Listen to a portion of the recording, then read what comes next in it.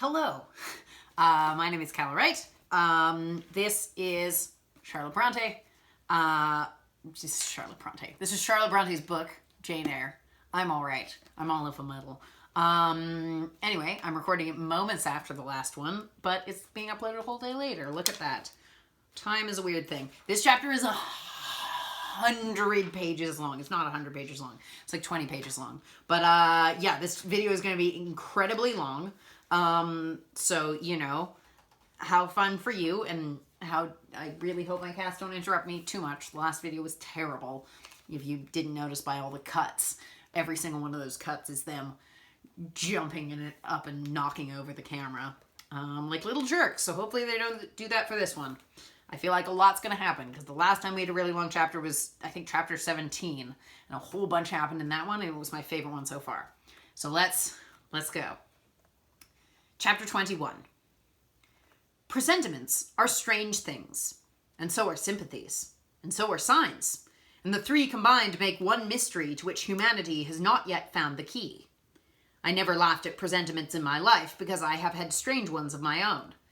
Sympathies, I believe, exist, for instance, between far-distant, long-absent, wholly estranged relatives asserting, notwithstanding their alienation, the unity of the source to which each traces his origin, whose workings baffle mortal comprehension.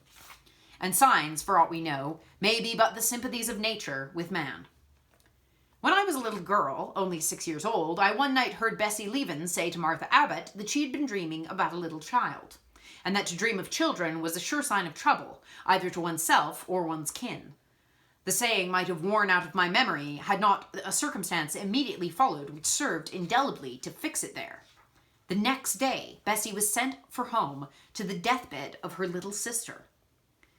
Of late I had often recalled this saying and this incident, for during the past week scarcely a night had gone over my couch that had not brought with it a dream of an infant, which I sometimes hushed in my arms, sometimes dandled on my knee, sometimes watched playing with daisies on a lawn, or again dabbling its hands in running water.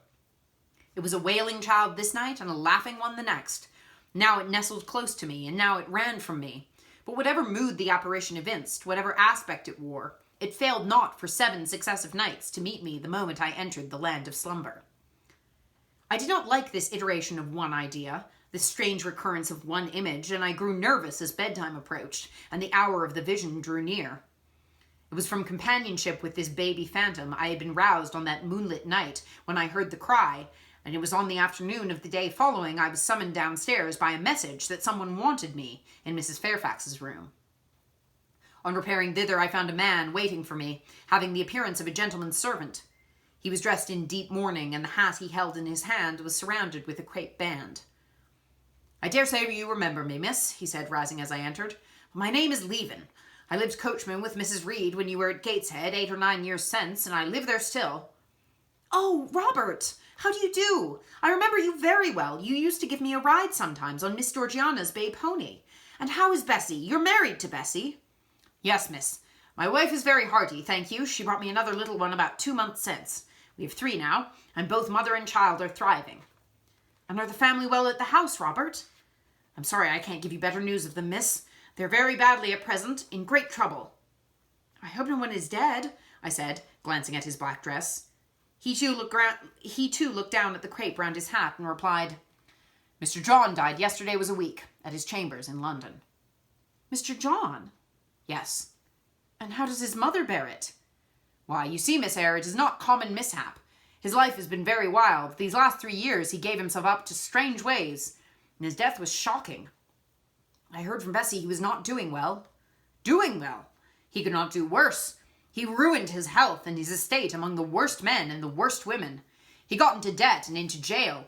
His mother helped him out twice, but as soon as he was free, he returned to his old companions and habits. His head was not strong. The knaves he lived amongst fooled him beyond anything I ever heard.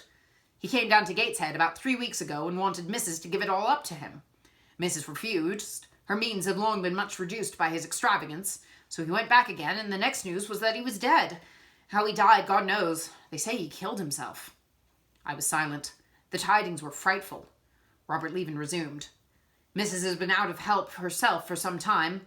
She got very stout, but was not strong with it, and the loss of money and fear of poverty were quite breaking her down. The information about Mr. John's death and the manner of it came too suddenly. It brought on a stroke. She was 3 days without speaking, but last Tuesday she seemed rather better. She appeared as if she wanted to say something and kept making signs to my wife and mumbling. It was only yesterday morning, however, that Bessie understood she was pronouncing your name, and at last she made out the words, "Bring Jane, fetch Jane Eyre, I want to speak to her." Bessie is not sure whether she is in her right mind or means anything by the words, but she told Miss Reed and Miss Georgiana and advised them to send for you. The young ladies put it off at first, but their mother grew so restless and said, "Jane, Jane," so many times that at last they consented. I left Gateshead yesterday, and if you can get ready, miss, I should like to take you back with me early tomorrow morning. Yes, Robert, I shall be ready. It seems to me I ought to go. I think so too, miss. Bessie said she was sure you would not refuse, but I suppose you'll have to ask leave before you can get off. Yes, and I'll do it now. And having directed him to the servants' hall and recommended him to the care of John's wife and the attentions of John himself, I went in search of Mr. Rochester. He was not in any of the lower rooms. He was not in the yard, the stables, or the grounds. I asked Mrs. Fairfax if she had seen him.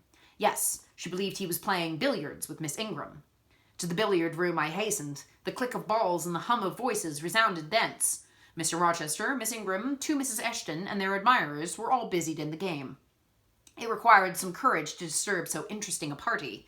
My errand, however, was one I could not defer, so I approached my master, where he stood at Miss Ingram's side. She turned as I drew near and looked at me haughtily. Her eyes seemed to demand, "What can the creeping creature want now?" And when I said in a low voice, "Mr. Rochester," she made a movement as if tempted to order me away.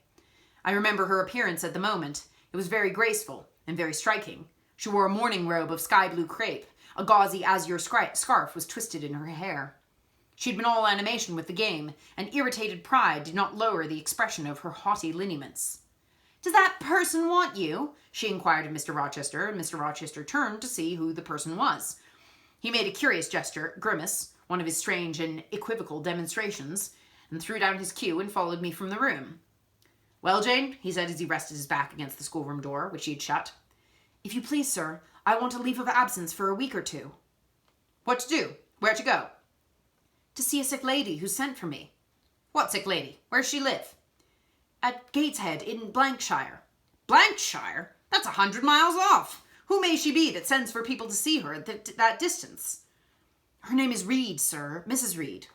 "Reed of Gateshead? There was a Reed of Gateshead, a magistrate." "It is his widow, sir." "And what have you to do with her? How do you know her?" "Mr. Reed was my uncle, my mother's brother." "The deuce he was. You never told me that before. You always said you had no relations."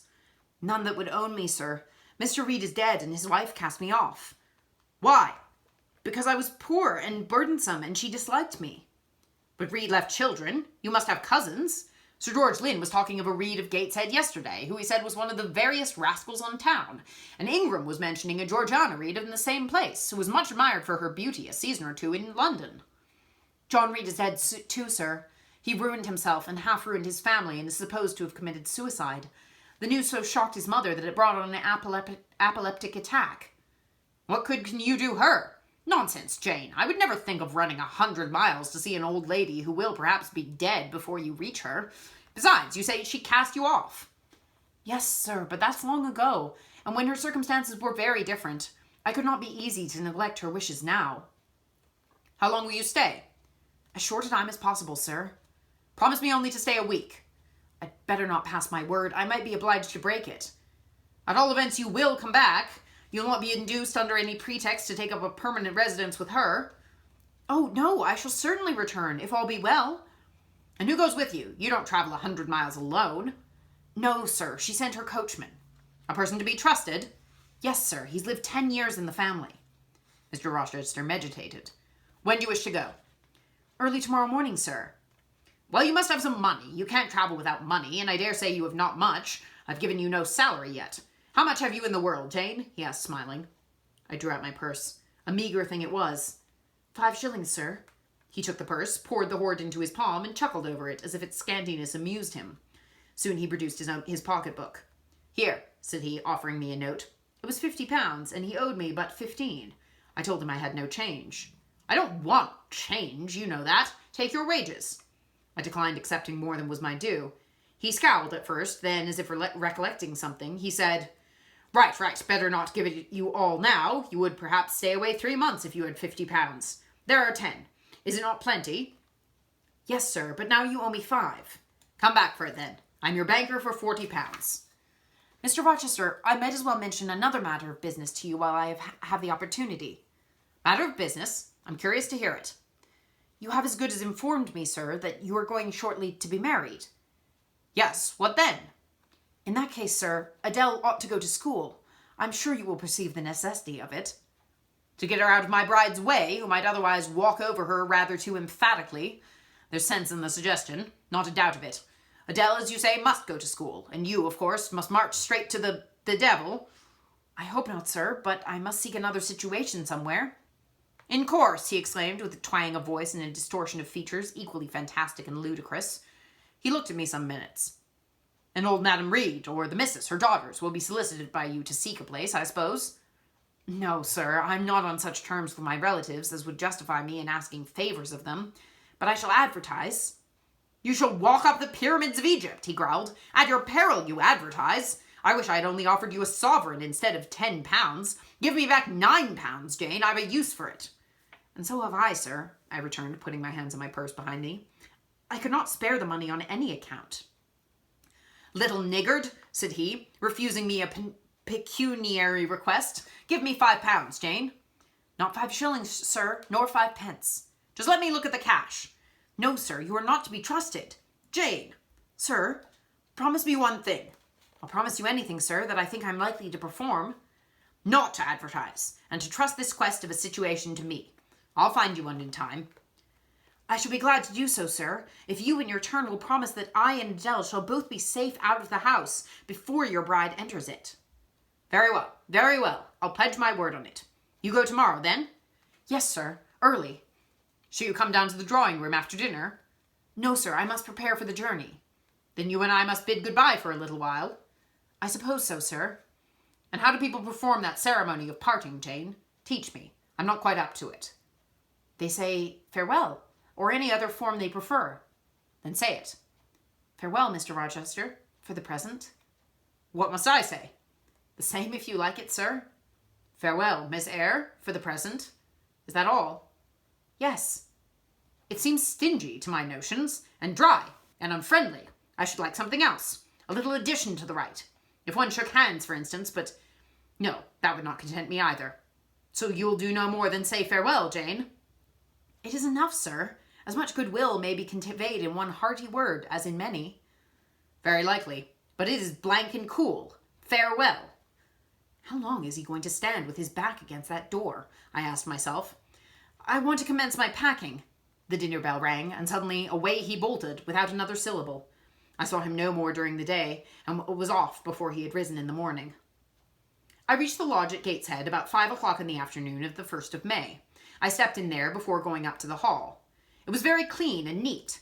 The ornamental windows were hung with little white curtains. The floor was spotless. The grate and fire irons were burnished bright, and the fire burnt clear. Bessie sat on the hearth, nursing her last-born, and Robert and his sister played quietly in the corner. "Bless you! I knew you would come!" exclaimed Mrs. Leven, as I entered.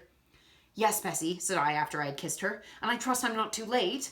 How is Mrs. Reed? Alive still, I hope?" "Yes, she is alive, and more sensible and collected than she was. The doctor says that she may linger a week or 2 yet, but he hardly thinks she'll finally recover." "Has she mentioned me lately?" "She was talking of you only this morning, and wishing you would come, but she's sleeping now, or was 10 minutes ago, when I was up at the house. She generally lies in a kind of lethargy all the afternoon, and wakes up about 6 or 7. Will you rest yourself here an hour, miss, and then I will go up with you." Robert here entered, and Bessie laid her sleeping child in the cradle, and went to welcome him. Afterwards she insisted on my taking off my bonnet and having some tea, for she said I looked pale and tired. I was glad to accept her hospitality, and I submitted to be relieved of my travelling garb just as passively as I used to let her undress me when I was a child. Old times crowded fast back on me as I watched her bustling about, setting out the tea tray with her best china, cutting bread and butter, toasting a tea cake, and between whiles giving little Robert or Jane an occasional tap or push, just as she used to give me in my former days. Bessie had retained her quick temper, as well as her light foot and good looks. Tea ready, I was going to approach the table, but she desired me to sit still, quite in her old peremptory tones. I must be served at the fireside, she said, and she placed before me a little round stand with my cup and a plate of toast, absolutely as she used to accommodate me with some privately purloined dainty on a nursery chair. And I smiled and obeyed her, as in bygone days. She wanted to know if I was happy at Thornfield Hall, and what sort of person the mistress was, and when I told her there was only a master, whether he was a nice gentleman, and if I liked him. I told her he was rather an ugly man, but quite a gentleman, and that he treated me kindly, and I was content.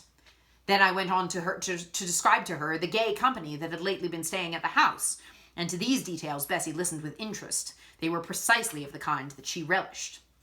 In such conversation an hour was soon gone. Bessie restored to me my bonnet, etc., and accompanied by her, I quitted the lodge for the hall. It was also accompanied by her that I had, nearly 9 years ago, walked down the path I was now ascending. On a dark, misty, raw morning in January, I had left a hostile roof with a desperate and embittered heart, a sense of outlawry and almost of reprobation, to seek the chilly harbourage of Lowood, that borne so far away and unexplored. The same hostile roof now again rose before me. My prospects were doubtful yet, and I had an aching heart. I still felt as a wanderer on the face of the earth, but I experienced firmer trust in myself and my own powers, and less withering dread of oppression. The gaping wounds of my wrongs, too, were now quite healed, and the flame of resentment extinguished. "You should go into the breakfast room first," said Bessie as she preceded me through the hall. "The young ladies will be there." In another moment I was within that apartment. There was every article of furniture looking just as it did on the morning I was first introduced to Mr. Brocklehurst. The very rug he had stood upon still covered the hearth. Glancing at the bookcases, I thought I could distinguish the 2 volumes of Bewick's British Birds occupying their old place on the 3rd shelf, and Gulliver's Travels and the Arabian Nights ranged just above. The inanimate objects were not changed, but the living things had altered past recognition. 2 young ladies appeared before me, one very tall, almost as tall as Miss Ingram, very thin, too, with a sallow face and severe mien. There was something ascetic in her look, which was augmented by the extreme plainness of a straight-skirted, black stuff dress, a starched linen collar, hair combed away from the temples, and the nun-like ornament of a string of ebony beads and a crucifix. This, I felt sure, was Eliza, though I could trace little resemblance to her former self in that elongated and colourless visage. The other one was as certainly Georgiana, but not the Georgiana I remembered, the slim and fairy-like girl of 11. This was a full-blown, very plump damsel, fair as waxwork, with handsome and regular features, languishing blue eyes, and ringleted yellow hair. The hue of her dress was black too, but its fashion was so different from her sister's, so much more flowing and becoming. It looked as stylish as the others looked puritanical. In each of the sisters there was one trait of the mother, and only one. The thin and pallid elder daughter had her parents' cairngorm eye. The blooming and luxuriant younger daughter had her contour of jaw and chin, perhaps a little softened, but still imparting an indescribable hardness to the countenance, otherwise so voluptuous and buxom. Both ladies, as I advanced, rose to welcome me, and both addressed me by the name of Miss Eyre. Eliza's greeting was delivered in a short, abrupt voice, without a smile, and then she sat down again, fixed her eyes on the fire, and seemed to forget me. Georgiana added to her "How do you do?" several commonplaces about my journey, the weather, and so on, uttered in a rather drawling tone, and accompanied by sundry side glances that measured me from head to foot, now traversing the folds of my drab merino pelisse, and now lingering on the plain trimming of my cottage bonnet. Young ladies have a remarkable way of letting you know that they think you a quiz, without actually saying the words. A certain superciliousness of look, coolness of manner, nonchalance of tone, express fully their sentiments on the point, without committing them by any positive rudeness in word or deed. A sneer, however, whether covert or open, had now no longer that power over me it once possessed.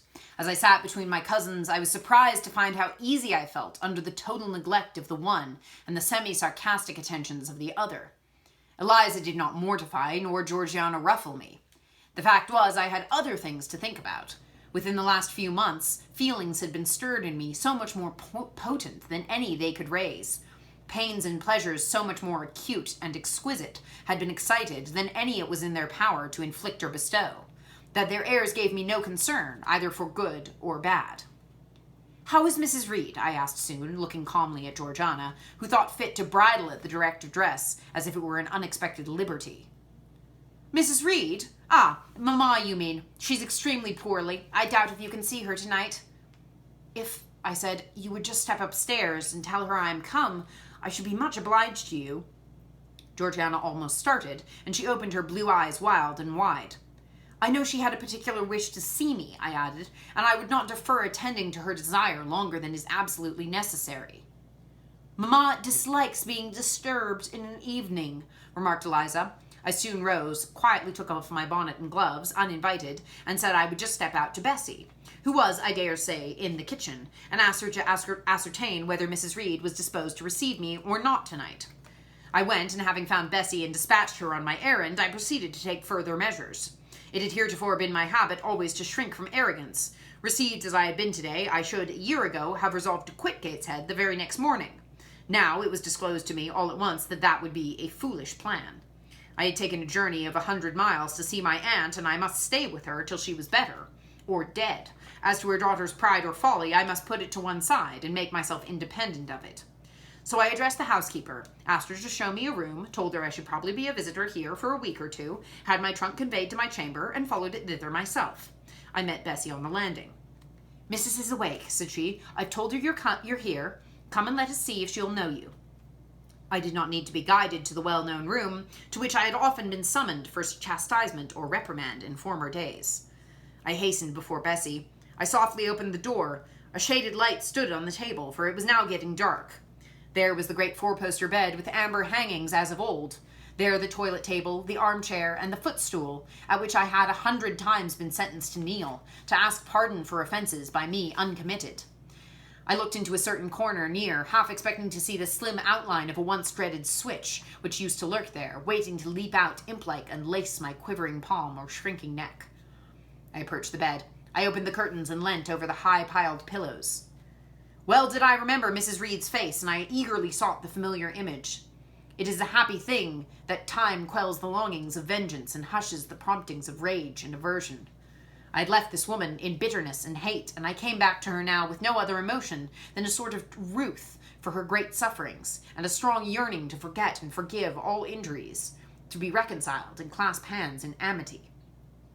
The well-known face was there, stern, relentless as ever. There was that peculiar eye which nothing could melt, and the somewhat raised, imperious, despotic eyebrow. How often had it lowered on me menace and hate, and how the recollection of childhood terrors and sorrows revived as I traced its harsh line now.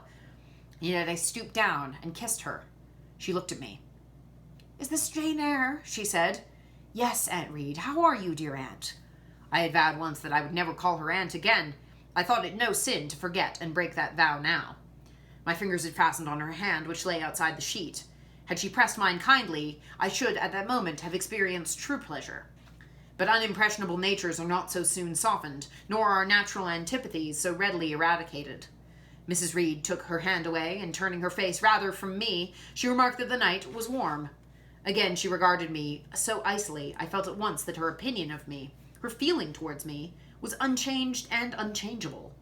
I knew by her stony eye, opaque to tenderness, indissoluble to tears, that she was resolved to consider me bad to the last, because to believe me good would give her no generous pleasure, only a sense of mortification. I felt pain, and then I felt ire, and then I felt a determination to subdue her, to be her mistress in spite both of her nature and her will. My tears had risen, just as in childhood. I ordered them back to their source. I brought a chair to the bedhead. I sat down and leaned over the pillow. "You sent for me," I said, "and I'm here, and my intention is to stay till I see how you get on." "Oh, of course. You've seen my daughters?" "Yes." "Well, you may tell them I wish you to stay till I can talk some things over with you, which I have on my mind. Tonight it is too late, and I have difficulty in recalling them.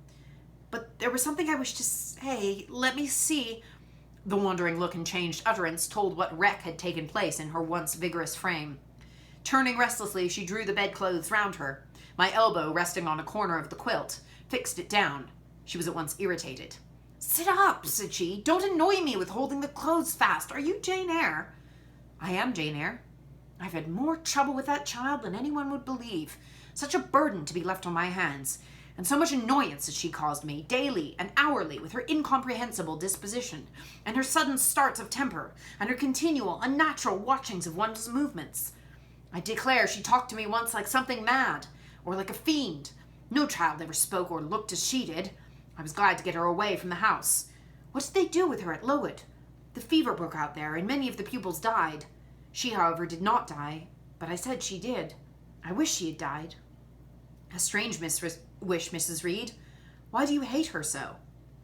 I had a dislike to her mother always, for she was my husband's only sister and was a great favorite with him. He opposed the family's disowning her when she made her low marriage, and when news came of her death, he wept like a simpleton. He would send for the baby, though I entreated him rather to put it out to nurse and pay for its maintenance. I hated it the first time I set my eyes on it, a sickly, whining, pining thing. It would wail in its cradle all night long, not screaming heartily like any other child, but whimpering and moaning. Reed pitied it, and he used to nurse it and notice it as if it had been his own. More, indeed, than he ever noticed his own at that age. He tried to make my children friendly to the little beggar. The darlings could not bear it, and he was angry with them when they showed their dislike. In his last illness, he had been brought continually to his bedside, and but an hour before he died, he bound me to vow to keep the creature. I would as soon have been charged with the pauper brat out of a workhouse, but he was weak, naturally weak.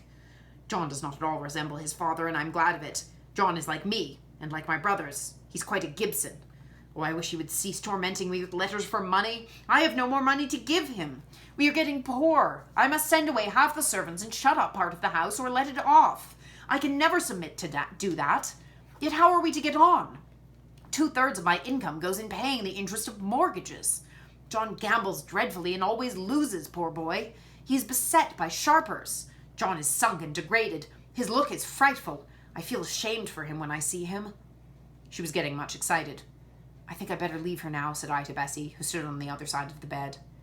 Perhaps you had, miss, but she often talks in this way toward night. In the morning she's calmer. I rose. Stop, exclaimed Mrs. Reed. There's another thing I wish to say. He threatens me. He continually threatens me with his own death, or mine, and I dream sometimes that I see him laid out with a great wound in his throat, or with a swollen and blackened face. I'm come to a strange pass. I have had heavy troubles. What is to be done? How is the money to be had? Bessie now endeavored to persuade her to take a sedative draught. She succeeded, with difficulty. Soon after, Mrs. Reed grew more composed and sank into a dozing state. I then left her. More than 10 days elapsed before I had again any conversation with her. She continued either delirious or lethargic, and the doctor forbade everything which could painfully excite her. Meantime, I got on as well as I could with Georgiana and Eliza. They were very cold, indeed, at first. Eliza would sit half the day sewing, or reading, or writing, and scarcely utter a word either to me or to her sister. Georgiana would chatter nonsense to her canary bird by the hour, and take no notice of me. But I was determined not to seem at a loss for occupation or amusement. I had brought my drawing materials with me, and they served for both. Provided with a case of pencils and some sheets of paper, I used to take a seat apart from them, near the window, and busy myself in sketching fancy vignettes, representing any scene that happened momentarily to shape itself in the ever-shifting kaleidoscope of imagination. A glimpse of sea between two rocks, the rising moon, and a ship crossing its disk.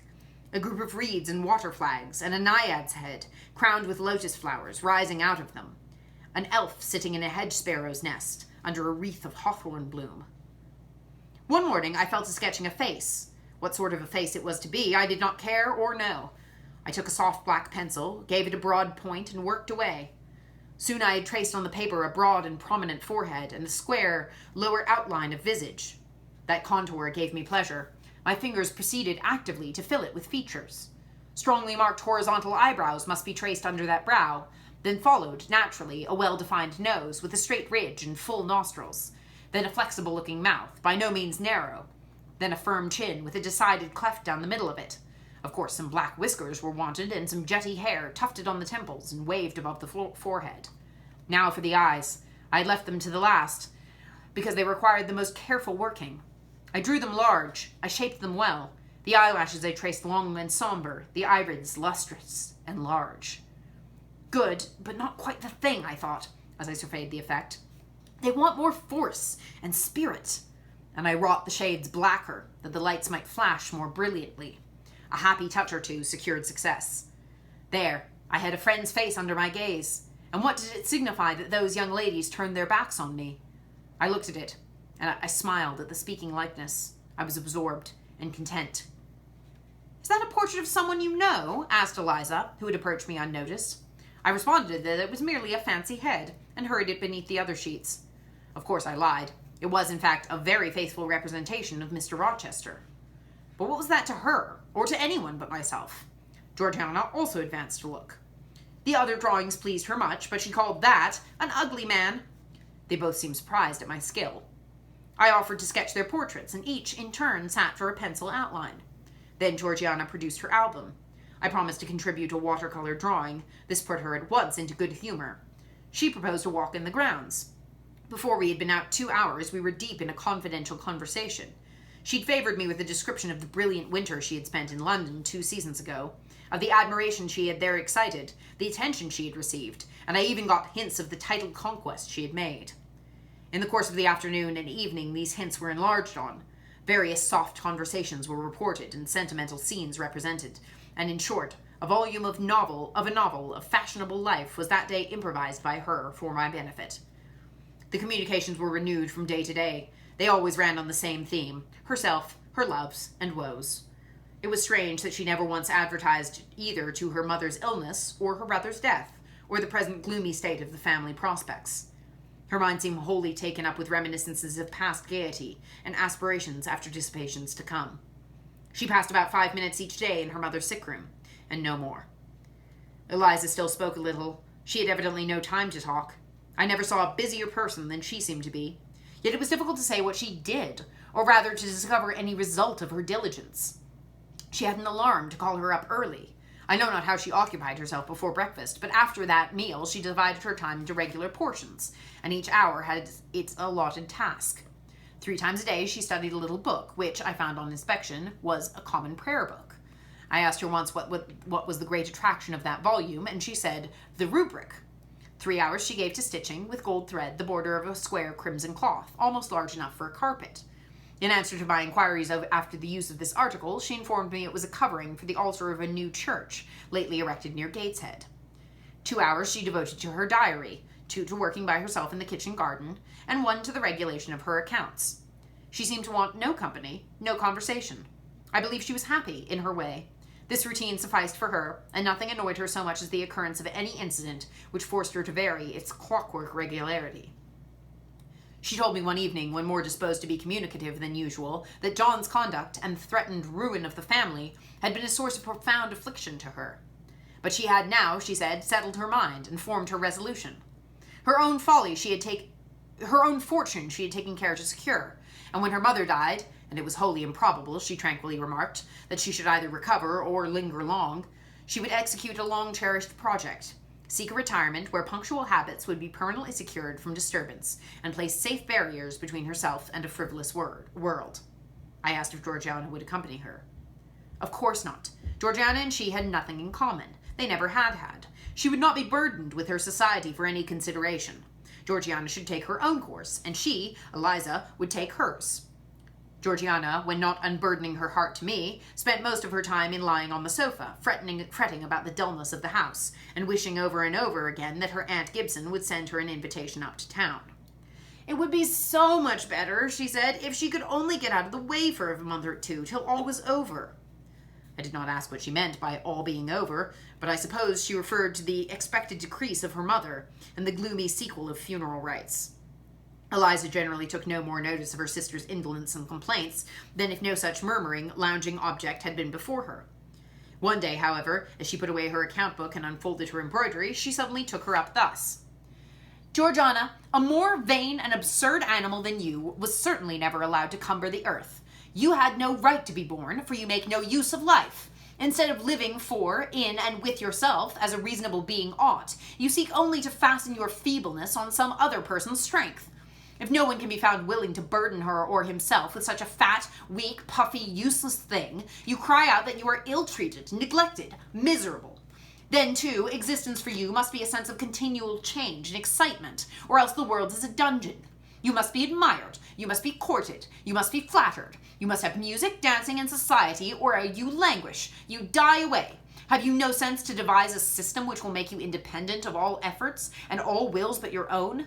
Take one day, share it into sections, to each section apportion a task. Leave no straight unemployed quarters of an hour, 10 minutes, 5 minutes.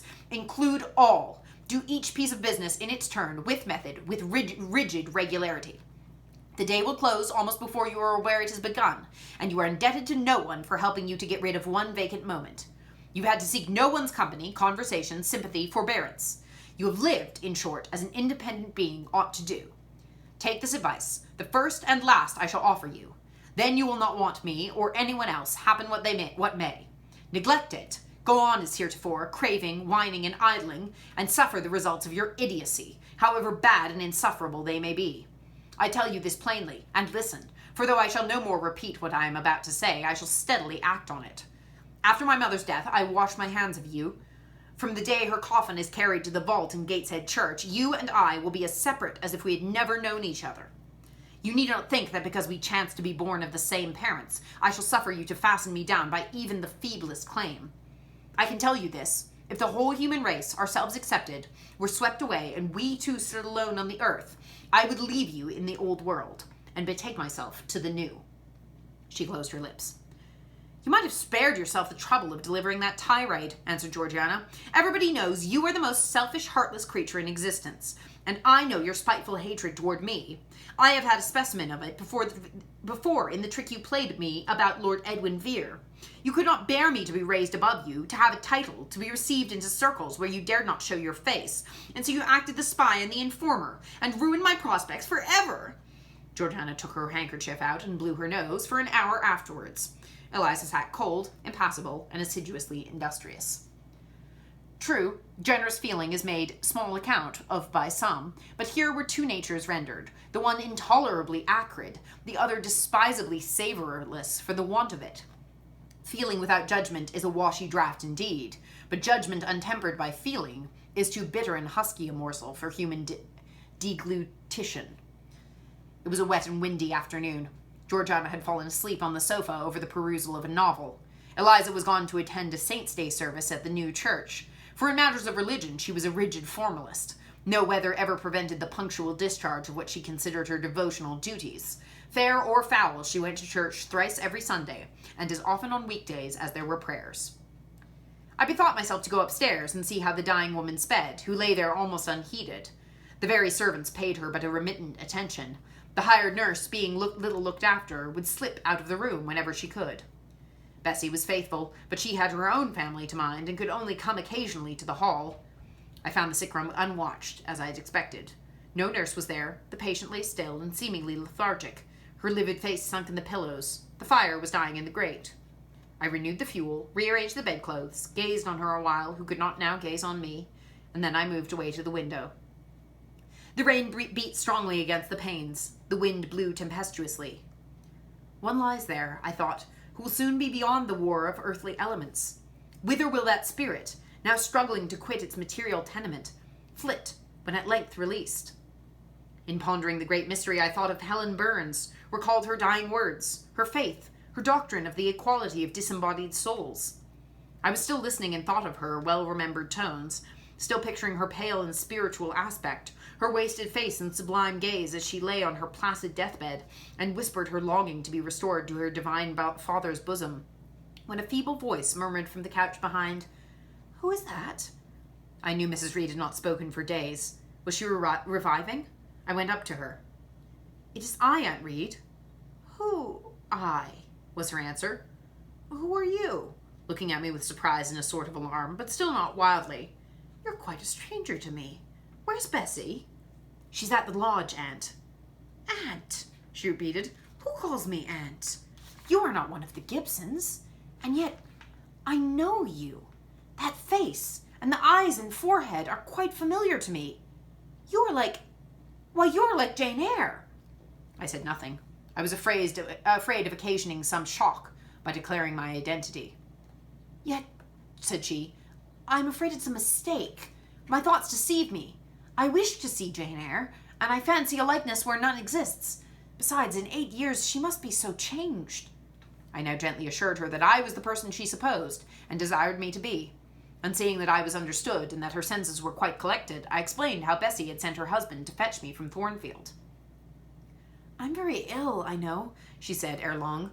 "I was trying to turn myself a few minutes since, and I find I cannot move a limb. It is as well I should ease my mind before I die.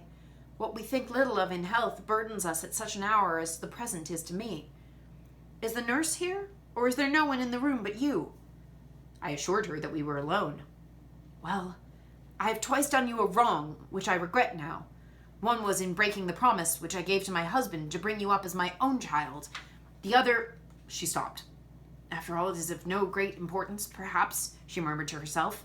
"And then I make it better, and to humble myself to her is so painful." She made an effort to alter her position, but failed.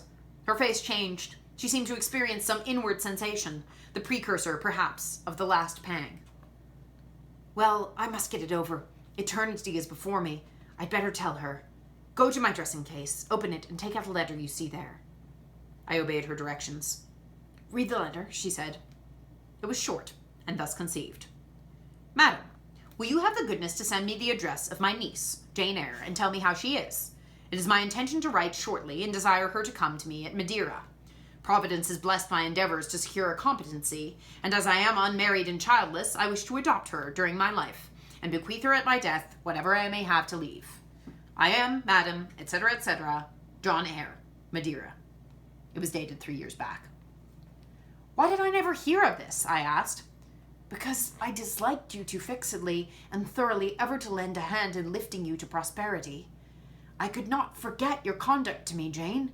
The fury with which you once turned to me, the tone in which you declared you abhorred me the worst of anybody in the world, the unchildlike look and voice with which you affirmed that the very thought of me made you sick, and asserted that I had treated you with miserable cruelty.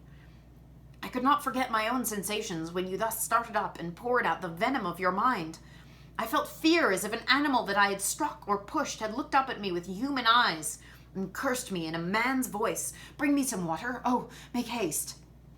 Dear Mrs. Reed," said I, as I offered her the draught she required, "think no more of all this. Let it pass away from your mind. Forgive me for my passionate language. I was a child then. 8-9 years have passed since that day." She heeded nothing of what I said, but when she tasted the water and drawn breath, she went on thus. "I tell you I could not forget it, and I took my revenge. For you to be adopted by your uncle and placed in a state of ease and comfort was what I could not endure. I wrote to him. I said I was sorry for his disappointment, but Jane Eyre was dead. She had died of typhus fever at Lowood. Now, act as you please. Write and contradict my assertion. Expose my falsehood as soon as you like. You were born, I think, to be my torment. My last hour is racked by the recollection of a deed which, but for you, I should never have been tempted to commit. If you could be but persuaded to think no more of it, aunt, and to regard me with kindness and forgiveness—" "You have a very bad disposition," said she, "and one to this day I feel it impossible to understand. How for 9 years you could be patient and quiescent under any treatment, and in the 10th break out all fire and violence. I can never comprehend. My disposition is not so bad as you think. I am passionate, but not vindictive. Many a time as a little child I should have been glad to love you if you would have let me, and I long earnestly to be reconciled to you now. Kiss me, aunt." I approached my cheek to her lips. She would not touch it. She said I oppressed her by leaning over the bed, and again demanded water. As I laid her down, for I raised her and supported her on my arm while she drank, I covered her ice-cold and clammy hand with mine. The feeble fingers shrank from my touch. The glazing eyes shunned my gaze. "Love me then, or hate me, as you will," I said at last. "You have my full and free forgiveness. Ask now for God's, and be at peace." Poor suffering woman! It was too late for her to make now the effort to change her habitual frame of mind. Living, she had ever hated me. Dying, she must hate me still. The nurse now entered, and Bessie followed. I yet lingered half an hour longer, hoping to see some sign of amity, but she gave none. She was in fact relapsing into stupor. Nor did her mind again rally. At 12 o'clock that night, she died. I was not present to close her eyes, nor were either of her daughters. They came to tell us the next morning that all was over. She was by that time laid out. Eliza and I went to look at her. Georgiana, who had burst into loud weeping, said she dare not go. There was stretched Sarah Reed's once robust and active frame, rigid and still. Her eye of flint was covered with its cold lid. Her brow and strong traits were yet the impress of her inexorable soul. A strange and solemn object was that corpse to me. I gazed on it with gloom and pain. Nothing soft, nothing sweet, nothing pitying or hopeful or subduing did it inspire. Only grating anguish for her woes, not my loss, and a somber, tearless dismay at the fearfulness of death in such a form. Eliza surveyed her parent calmly. After a silence of some minutes, she observed, "With her constitution, she should have lived to a good old age. Her life was shortened by trouble." And then a spasm constricted her mouth for an instant. As it passed away, she turned and left the room. And so did I. Neither of us had dropped a tear. That's the end of that chapter. Whew! Man, lots of stuff in that chapter. I think it's interesting how much it comes up.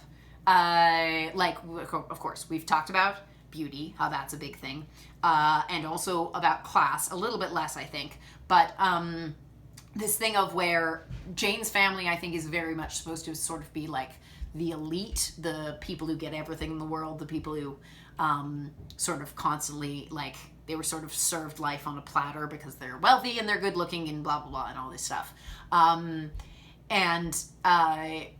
Like, just how they have all these advantages in life and yet are, like, the two daughters are basically, they're, like, one thing and one thing only, and they can't deviate from that path. They're very, like, they're beautiful, but then kind of insufferable to be around. Whereas Jane is very, like, multifaceted, and I don't think it's a flaw in the writing. I think that's supposed to be the point, that, like, they're just so sick because they were raised wealthy. They're not adaptable at all. They're so single-minded, and they're incapable of showing, like, any kind of kindness or gentleness toward their mother, even when she's dying. And same with the mother. She's, like, been so single-minded her whole life. She can't ever change, even when she's dying. And it also follows this thing that, you know, that we talked about a little bit in the last chapter with, you know, the thing that Mr. Rochester said of, like, goodness is seen through action, not through words or whatever. So you hear all this talk about, you know, Georgiana's so beautiful, she's so accomplished, or Eliza is, you know, really devout or whatever. And then it's like, okay, but what good does it do? And you hear this about Jane, where she's like, she's unnatural, she's unkind, she's cruel, she's miserable, she's depressed, she's ugly, all this stuff. And it's like, but that's not what we see in her actions. She's such a varied creature, character. And I also, that thing of, like, I feel like you see that so much with very wealthy people, where it's like, I don't understand how you could be such a mean little kid and yell at me for no reason. And it's like, well, yeah, of course it would seem, if you'd been treating someone badly for 9 years, and then on the 10th they suddenly were like, I've had enough of this. Like, I guess it just seems to her that, like, wow, you suddenly turned terrible, and she has no conception that it has anything to do with her own actions. It's all about, it's Jane's fault because Jane is unnatural for just wanting her to be nice to her. Yeah, and cool to see Jane come back to this place where she was, and, like, to see how much she's grown since she was there. Because it feels, I don't know about for you, but for me, I mean, I guess it's been a couple of months since I was reading about her as a little kid. For me, it feels like so long since we saw Jane as a little child. So, yeah. I don't know if that chapter, for me, I don't think beat chapter 17. Still my favorite chapter. But it was pretty good. Yeah. And also, yeah, there's also that thing, of course, obviously, she draws Mr. Rochester, and she's putting so much of her heart and her soul and her love for him, and her, you know, this thing that I talked about before that I love, this subject-object thing, where she's, you know, the subject, and she's so delighting in the way that he looks, even when his character is not also there. And then the cousins come over, and they're like, wow, what an ugly guy. But it's just like, they've completely missed the point. As they do in a lot of life. Like, they're just sort of like, they're so obsessed with themselves that they're not focusing on what's actually going on with other people. God, I love Jane. God, I love her. She's the best and doesn't deserve any of these people, including Rochester. I don't think Rochester deserves Jane. But because I love her so much. Anyway, that's the end of that chapter. I'll see you soon. Goodbye.